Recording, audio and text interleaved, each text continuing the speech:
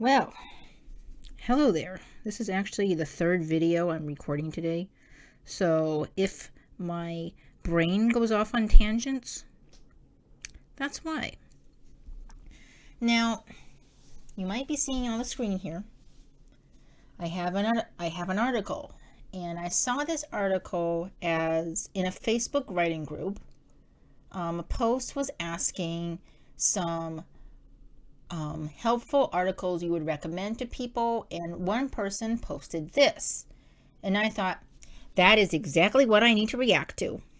This is my first time seeing this. I didn't look at anything else beforehand. It seems pretty short, so we're gonna do it. It's by this person, Janey Burton, and I don't know who Janey Burton is. Why don't we look? We'll look at this together. Who is Janey Burton? I feel like I've seen her.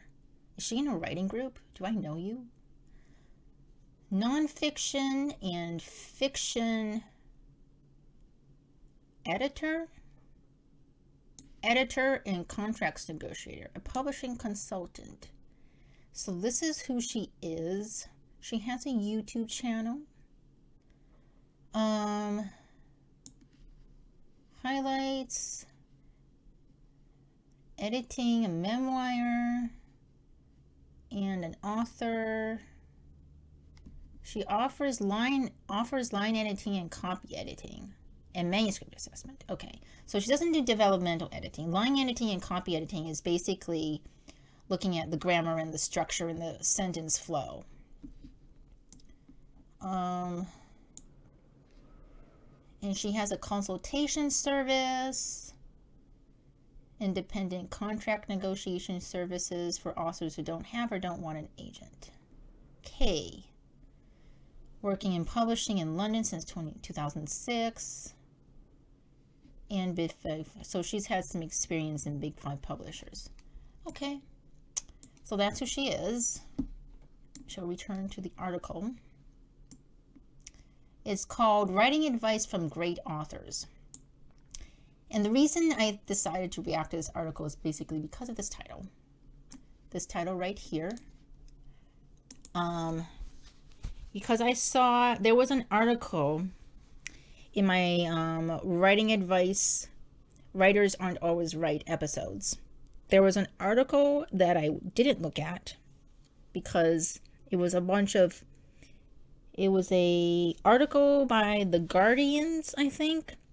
And basically a lot of writing advice from authors, which were basically a lot of silly things. There was one that said, don't write in London.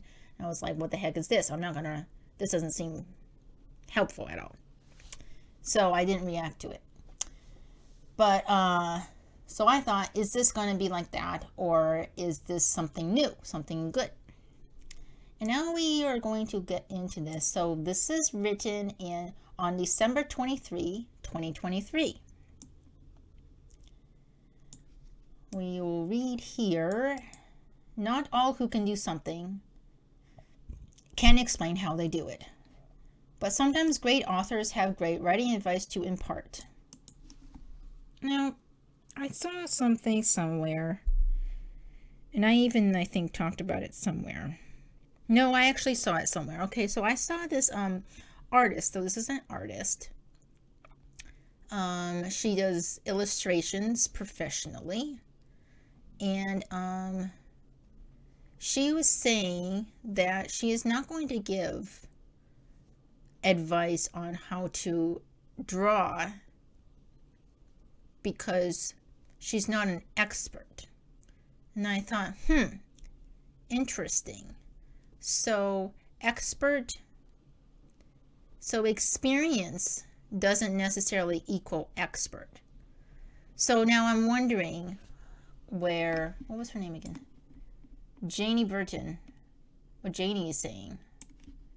Sometimes great authors have great writing advice to impart. I think you don't have to necessarily be a great author to have great writing advice. But then again, great authors are those that people do trust their word. But is their word always right? And we need to think about that, I think. So we're going to start with, it says read. This is a quote from Stephen King. If you want to be a writer, you must do two things above all others. Read a lot and write a lot. There's no way around these two things that I'm aware of. No shortcut. I've seen this one before. I mean, Stephen King, he's a famous person. So, of course, if he gives some kind of advice of writing, his advice is going to appear on a lot of articles. If you want to be a writer, you must do two things above all others. Read a lot and write a lot. I mean, yeah. Wouldn't you? I don't know if this is like great writing advice, like groundbreaking, but it's advice. Next quote is by Ursula K. Le Guin. Here, the only way anybody ever learns to write well is by trying to write well. This usually begins by reading good writing by other people and writing very badly by yourself for a long time. Oh, that's good. That's nice. It sounds like she might be admitting that she used to write very badly too. I mean, it's good for these supposed great authors to say that they had a not great time before they became a great author. I mean, everybody's like that, right? Right? You don't start out great unless you're a prodigy. And even prodigies, I'm sure they practice a lot for things. Okay, next is by William Faulkner. By the way, I'm able to read these names because I've heard other people say them. But if I could be butchering a name in the future, so look out for that. William Faulkner. Read everything. Trash classics, good and bad, and see how they do it. Just like a carpenter who works as an apprentice and studies the master. Read, you'll absorb it, then write. If it is good, you'll find out. If it's not, throw it out the window. Well, he's being kind of silly there. But, yeah. I would suggest, instead of like reading everything and forcing yourself to read things that you don't want to read, read anything that catches your eye. That's how I read. I read anything that catches my eye. Whatever catches my eye, I read it. And so I've read all kinds of books. I've read some nonfiction, fantasy. I called it human drama, but it's not fantasy. But it's just relationships between people, and I've read historical fiction, tiny bit of sci-fi, because I really don't know what's good out there. Horror, a little bit of horror books, a little bit of rom-com. I like Sophie Kinsella. The first book of Sophie Kinsella that I read was called 20s Girl, and I just thought, oh, it's interesting. It sounds interesting. And it turned out to be hilarious. And then I just blind, what do you call it? Blind buy? Like, it's not blind buy. What do you say? Impulse buy. That's the word I was looking for. Impulse buy. Sophie Kinsella books. Any Sophie Kinsella books. Oh, I would read 20s Girl again. I wish they sold it as the cover that I used to own. The book I used to own. Can't believe I gave that away. It was such a fun book. It was such a fun book. Hilarious. It's like you're screaming at the character, don't do that thing. You're going to get yourself in such a pickle. And then she does the thing. And then you're like, oh my gosh, she did the thing. So now what's going to happen? It was like that. Sophie Kinsella. I even watched the movie, Shopaholic, after I read the book. I mean, it's just, I don't really recall the movie being particularly like good, but I enjoyed the movie as the movie because I enjoyed the book as the book. It is a rare case of me feeling like book and the movie, not too bad together. Not too bad, both of those. Some people think otherwise, but that's their opinion. Okay, we're moving on. It says research. So now this is about research. Robert McKee? Robert McKee, or Mickey. Huh. It's an interesting name. Tell me how to pronounce this. Is McKee or Mickey? I don't know. Or McKee. I don't know. He says, do research. Feed your talent. Research not only wins the war on cliche, it's the key to victory over fear and its cousin, depression. I don't know what he's talking about. Moving on, Samuel Johnson. Here, the greatest part of a writer's time is spent in reading. In order to write, a man will turn over half a library to make one book. Yeah, okay, sure. Dan Brown. I read Inferno by Dan Brown and quite liked it. I'm not going to watch the movie though, because when I read the movie synopsis, I was like, oh my gosh, the big twist that was in the book, they just completely just butchered it. And I'm like, I don't know if I want to watch the movie now, even though the movie might be awesome as is. Maybe I'll watch the movie someday as like a not related to the book, sort of inspired by the book type of movie. Anyway, Google is not a synonym for research. Okay, well, are you implying, okay, that people can go out and see actual real things? Did they have the privilege to go out and do an actual see real things, spend money and do all that? Sometimes Google is your best friend, because you go on to Google, you go on to YouTube, you can find clips of people throwing spears so that you can figure out how far somebody can throw a spear if they put a little run into it, because I need to know that for one of my stories. When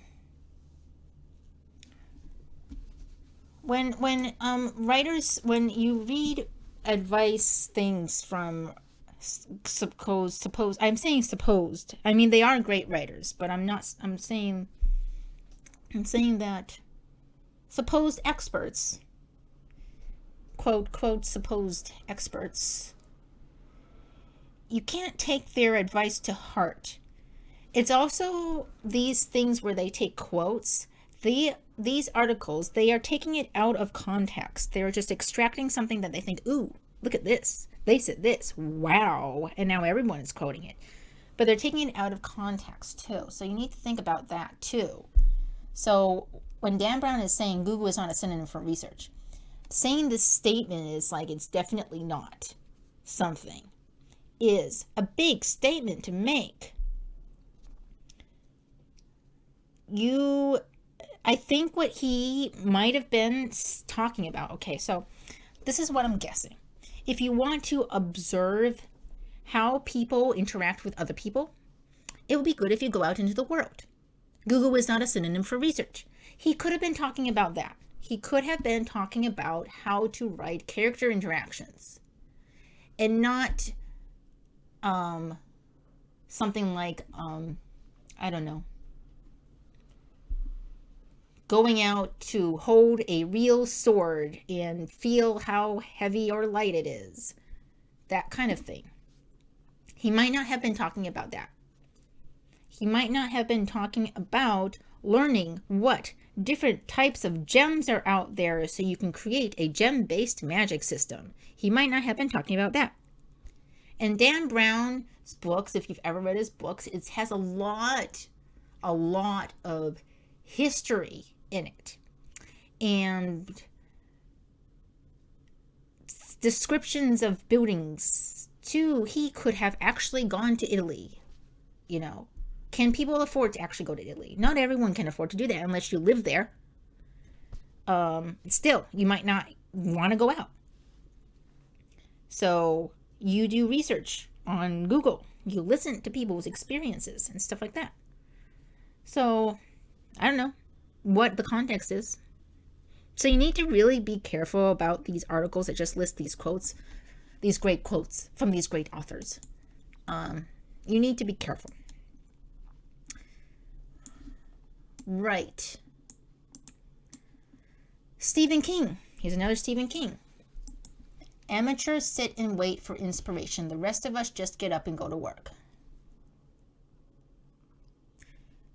Go to work. Okay, so if you want to think about writing as work, go ahead. Think about writing as work. I would like to not. Even though my writing could eventually make me money, I don't want to think about it as work. Because once you think about it as work, then you might lose your mojo. I tried to come up with another word. I could only come up with mojo. And now I'm starting to think about the Powerpuff Girls. That's the tangent.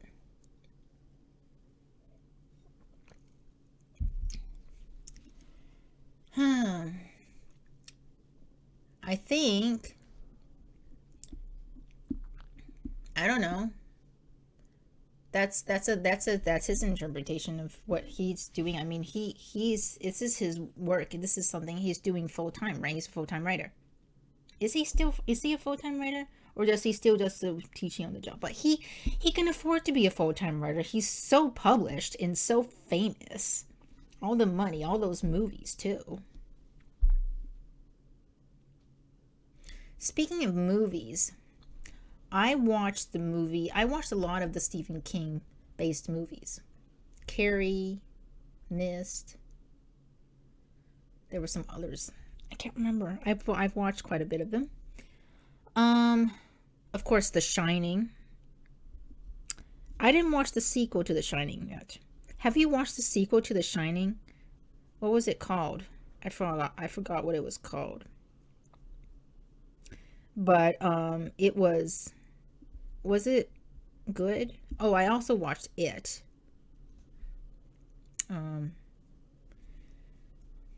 I also watched one called The Dreamcatcher. If you do not want to see it was like I wouldn't say, I mean, how long was it? Like 10-15 minutes of gore at the end of the movie. I wouldn't recommend anyone to watch a movie. It was, in the way it was done in the movie, I don't know how the book is because I didn't read the book. The way it was done in the movie, it made me feel bad for the characters. It wasn't like they're getting some horrible thing done by some mysterious force. Ooh, it wasn't like that. And it wasn't like they're getting a lesson taught. They're having a lesson taught to them. It wasn't like that. It was just torture at the end, which made me not like the movie. And I wouldn't recommend to anyone unless you think you can stomach it. And I watch a lot of horror movies. I don't watch a lot of the ones that are just torture, like Saw. Like, I don't watch those types of movies. I don't like it. I don't like it. It's like torture is for the sake of torture. That is not enjoyable for me. It was kind of like that. The Dreamcatcher was kind of like that. So maybe if you like Saw, you would like The Dreamcatcher. I have no idea. Anyway, that was a tangent. Okay, next one, Catherine Mansfield. Mansfield. What a name. Mansfield. Sorry, she doesn't, it's not her fault for having such a name. Her last name, Mansfield. Looking back, I imagine I was always writing. What the heck is this? Twaddle it was too. Is this some old-fashioned, like, twaddle, it was British? Is this British? But better far right twaddle or anything than nothing at all. I feel like this person writes literary fiction. I feel like this person could be someone from the past who might have already passed away or not. What is twaddle? Never heard that word before. What is twaddle? What is twaddle? Is it like things that suck? Is that what twaddle is? Tell me what twaddle is. Have you ever heard this word before? I keep thinking about Alice in Wonderland, Tweedledee and Tweedledum. That's what I immediately thought about when I saw the word twaddle.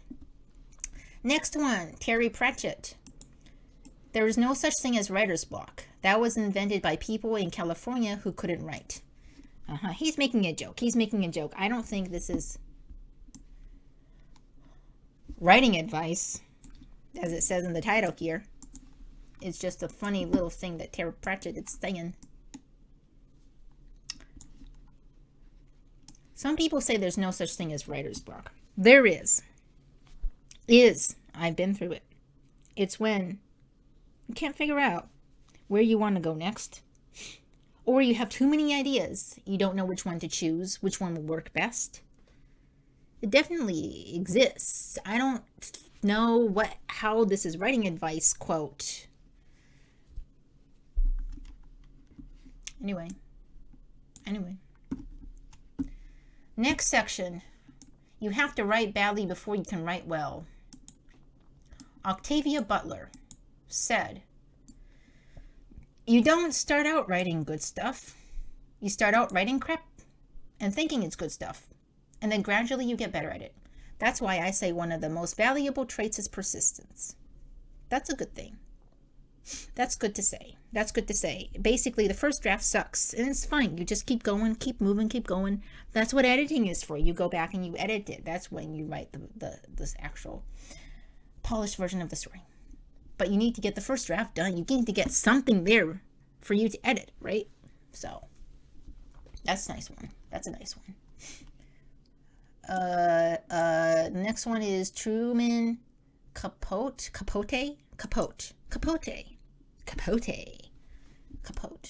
I don't know. It takes a lot of bad writing to get to a little good writing. Yes, that's good to say. I don't know if it's advice, but it's good to say. Okay, this Robert Mickey person, again, the dirty secret of art is you don't have to show people your bad writing. That's what we have the delete key for. You mean the backspace key? The backspace key? That's what we have editing for. Perhaps. Maybe. Dirty secret of art. You don't have to show people your bad writing, but I think if you're a writer who is published, you should show your bad writing so that you can show the newbie writers that, hey, I was just like you once, and this is how I got here. And I think that's the way to do the writing advice stuff. Give examples of your bad writing. I'm fine with showing my bad writing. It's not a dirty secret. Next section is focus on writing. Isn't that the same section as the right? This right section up here, isn't that the same thing? No? Zadie Smith. Never heard of this person. Work on a computer that is disconnected from the internet. Easy for you to say. Easy for you to say. My computer is connected to the internet. Maybe Zadie, is that a woman's name? Anyway, maybe they are saying, like, handwrite. Maybe they're talking about handwriting. Do you think they're talking about handwriting? I don't know.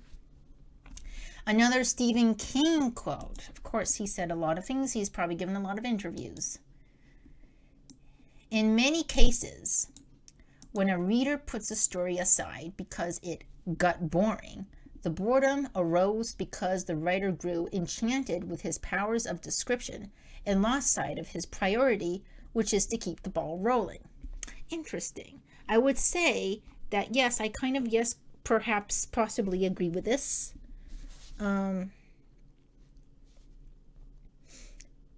Possibly.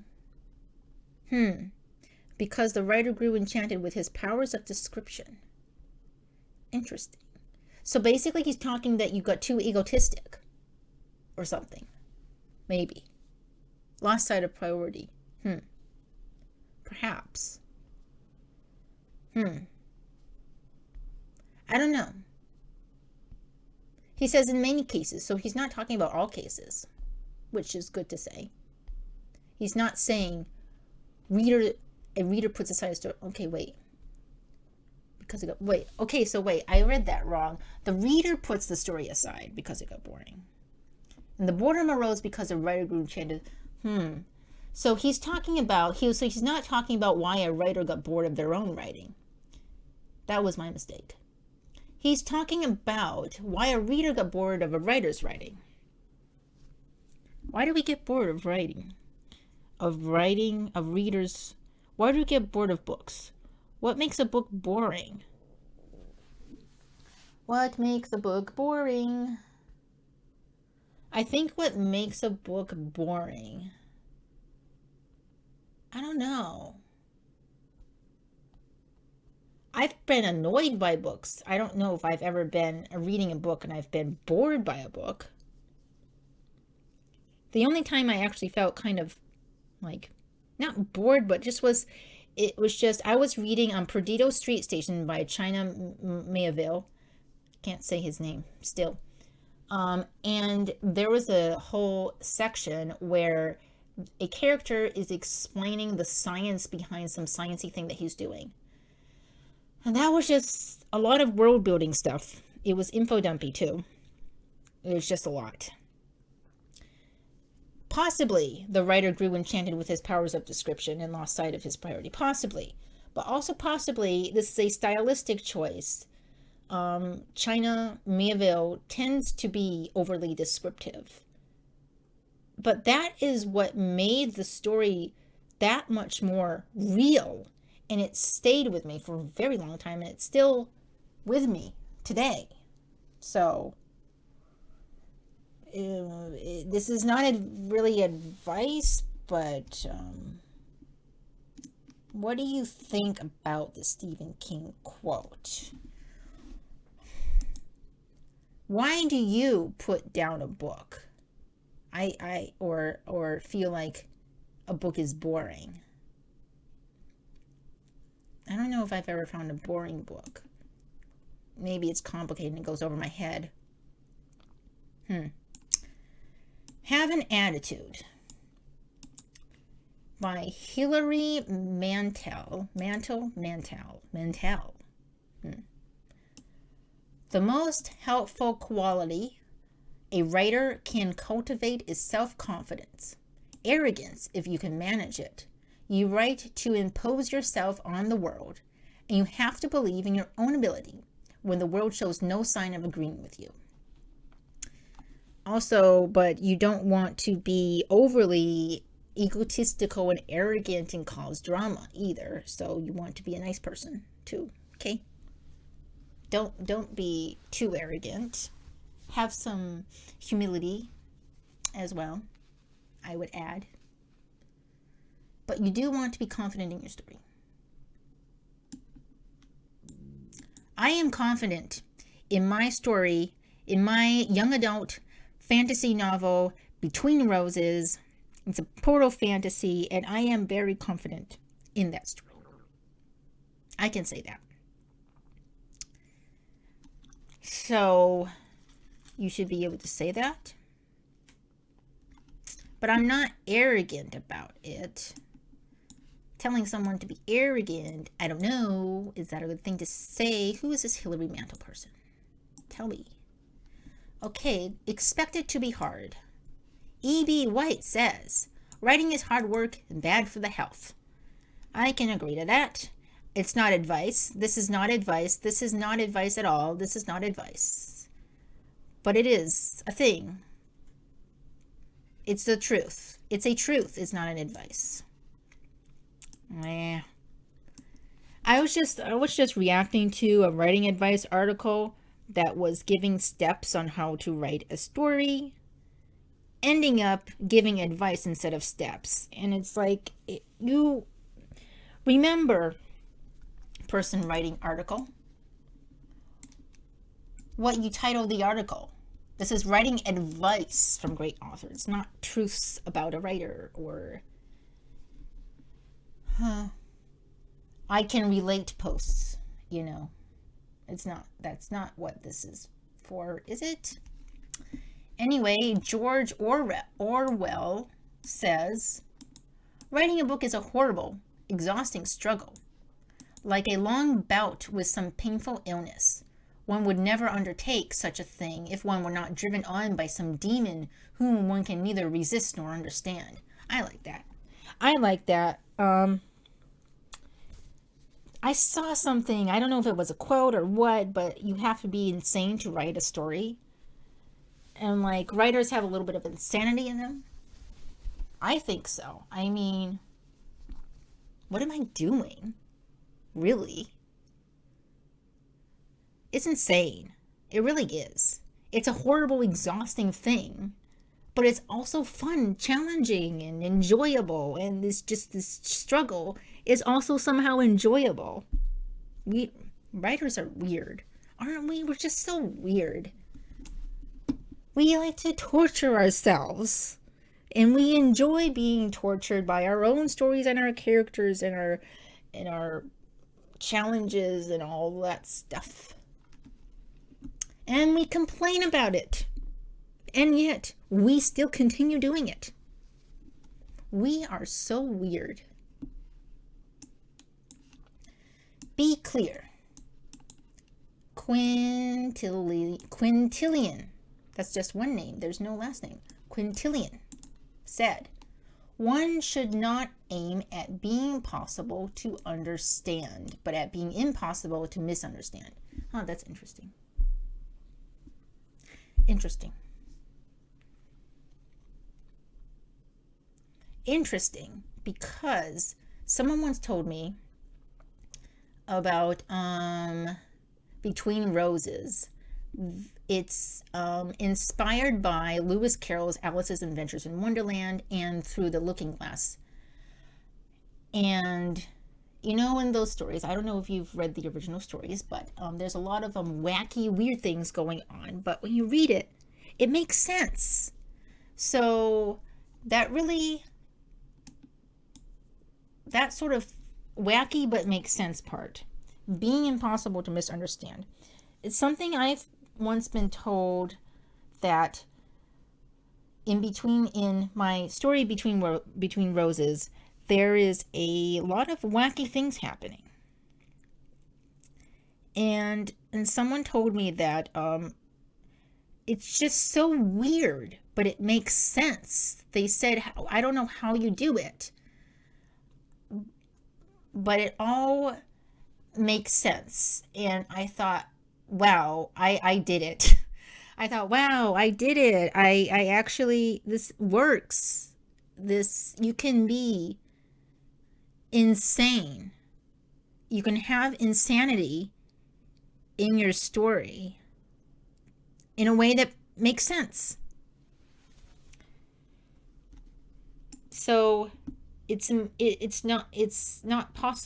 that it's possible to understand, but it's impossible to misunderstand. That is a truth, I think, in my opinion. I like that quote. Okay, moving on to Matthew Arnold.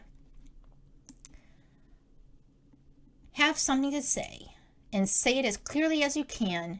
That is the only secret of style. Interesting. Don't be ambiguous. Less is more. Type of thing, I suppose. Interesting. This is kind of related to be clear and keep it simple. Are kind of related. Thomas Jefferson. Was he a writer? I thought he was a president. Wasn't he?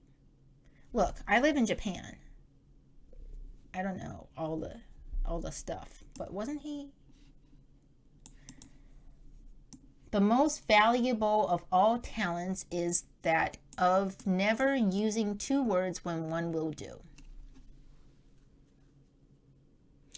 The most valuable of all talents, like what talents are we talking about? What is the context of this quote? I have no idea.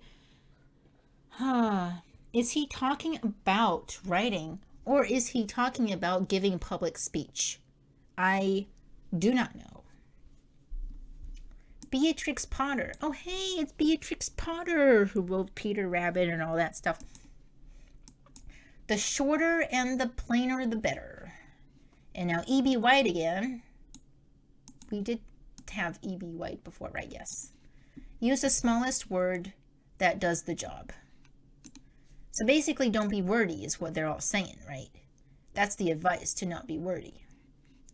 Next step, not step, sorry. Next, what is this, section? Oh, I just had an article. I just reacted to this article about steps, which wasn't steps, and I kept saying steps, so now it's stuck in my head. By the way, step backwards is pets. Now you know something interesting. Okay, edit your writing. Sarah Vowell. Her name is Vowell. Oh, and if she's a writer, Sarah Vowell. If she's also an editor, her name is destined to be a writer. Okay. I'm a big fan of editing and keeping only the interesting bits in. That is not advice. What? How? What? A newbie reads this. What do you mean keeping the interesting bits in? A newbie thinks everything is interesting. I think all the stuff in my story is interesting. Do I need all of it? I don't know. I'm not talking about Between Roses. That's completed almost. I'm talking about a story that I'm rewriting called Lunar Heart Shadowbound, and I don't know all the stuff in there. Do I actually all need it? I don't know, but I'm writing it, rewriting it anyway, because I know I can go back and edit it, but Elmore Leonard. Is Elmore a woman's name or a man's name? I don't know. They said, I leave out the parts that people skip. How do you know what parts people skip? How do you know that? If you want to tell me that, that is advice. You didn't say anything, so it's not advice. I don't know what we're trying to go with here anymore. This article has lost its way. Leia Del Rey. Del Rey. Isn't there a Del Rey? What was her name? The singer. The singer of Summertime Sadness. Kiss me hard before you go. Who was that? Who was that? I drew a blank. Lana Del Rey. Lana Del Rey. Yes, that's where I've heard this last name before. Although hers is Lana Del Rey, not Lana Del Rey. But anyway, this Leia Del Rey really made me think of that. Editing. It's like dieting, except a lot more violent. That's a funny one. That's kind of a funny one. Okay. I blew more air out of my nose than usual. It's not advice, but it's a good, funny one. Do what works for you. Lev Grossman says, don't take anyone's writing advice too seriously. Yes, thank you, so I won't. W. Somerset, what is this name? Mogham? Mogham. I don't know. Is a G silent? I don't know. Is this German name? I don't know. There are 3 rules for writing a novel. Unfortunately, no one knows what they are. That's a funny one. I've seen this quote before. That's a funny one. It's implying that there are rules, but now there aren't rules. Nobody knows. Nobody knows. Nobody knows anything. We don't know. Writers are doing other writers dirty. That is my other series. Writers aren't always right episodes. You should check those out. And lastly, on editors. Lynn Abbey says, I'm a writer first and an editor second, or maybe third or even fourth. Successful editing requires a very specific set of skills, and I don't claim to have all of them at my command. Successful editing requires a very specific set of skills. Yes, it does. And yes, it's good that you don't. So what is the advice? Tell me. T.S. Eliot says, some editors are failed writers, but so are most writers. Some editors are failed writers, but so are most writers also failed writers. Is that what he's saying? Give me more. Oh, now we have Mark Twain. It wouldn't be a great author's quote article without one Mark Twain in here. Usually they have them. I've looked at a lot of them for advice myself.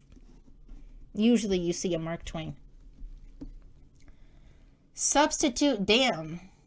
Every time you're inclined to write very, your editor will delete it, and the writing will be just as it should be. Ah, interesting. I mean, I don't know if that's a good idea to do that, but like if you write, it was very hot outside, you can write it's damn hot outside. That's a funny one. That's a funny thing to do. That's a funny thing to do in general. We should try that. Guys, try every time you use very, say damn instead. That'd be funny. Okay, last one. Russell Linus. I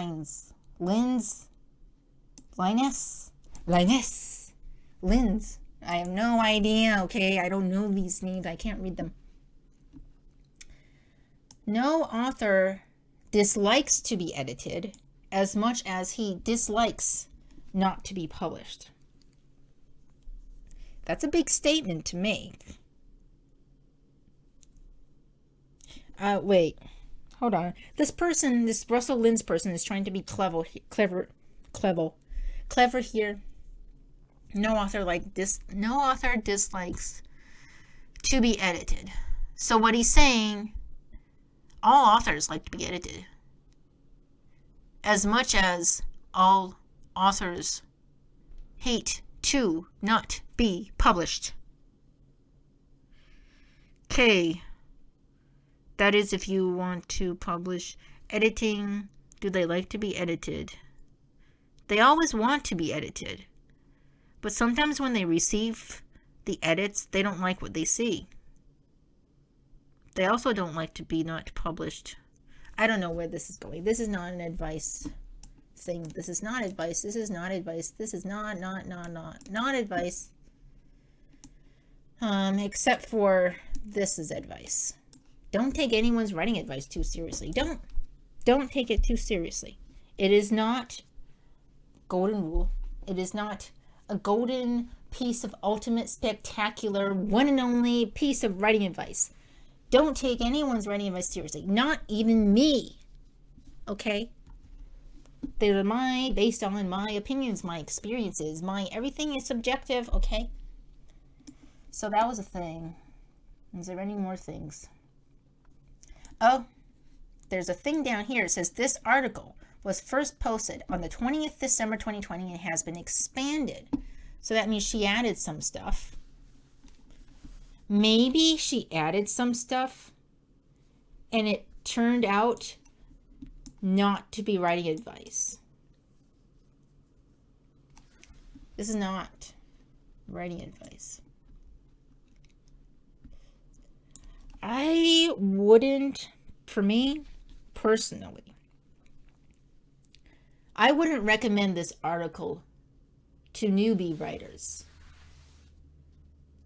It's not helpful. It's not advice. What writing advice article would I recommend? I don't know. That's for the other series to deal with. Anyway, that was a thing, huh? That was a thing. Was this good? Out of 5. I thought it might be a 3, but maybe it's a 2. I know I'm being very seemingly mean and critical and stuff about this, but it's important. If you gotta give writing advice, you actually give writing advice. If you claim that this is an article for writing advice from great authors, you actually give quotes that are about specific writing advice, specific pieces of advice. Saying that there is no such thing as writer's block, that's not advice. Saying when you get writer's block, here are 3 tips, that is advice. It's not advice to say, you know, cats are cute. That's not advice. You know, when you get a cat, you want to make sure you brush them. That is advice. if you want to brush your cat, you would do it nicely. That is advice, right? Saying cats are cute, true. Yes. It's a statement. Yes. Yes. And any more? Well, anyway, some people like these quote articles. I mean, I used to look at a lot of quote based articles, but they never helped me. It's nice, it's fun, but anyway. Well, that's the end of this video. I don't know how long it's been, but I will see you. No, I won't see you. You will see me in another video, and I will... Did I say I would link anything in this video? I don't think I said anything about linking anything. So yeah, that was interesting, huh? That was interesting. Anyway, so subscribe button. Please do subscribe. Share with your friends. Like the video if you enjoyed this, if you want to see more. It helps boost my willpower. It helps boost my willpower to make more videos for you guys. And anyway, I was almost going to say I'm subscribed. I am surprised that after recording 3 videos, I still feel like I can do another one, but I'm probably going to call it a day for today. I don't know what time it is for you over there. Hope you have a good day. And yeah, did I already say to subscribe and like and share and everything? I think I did, right? Yeah, I just did. Yep. So anyway, the fox is out.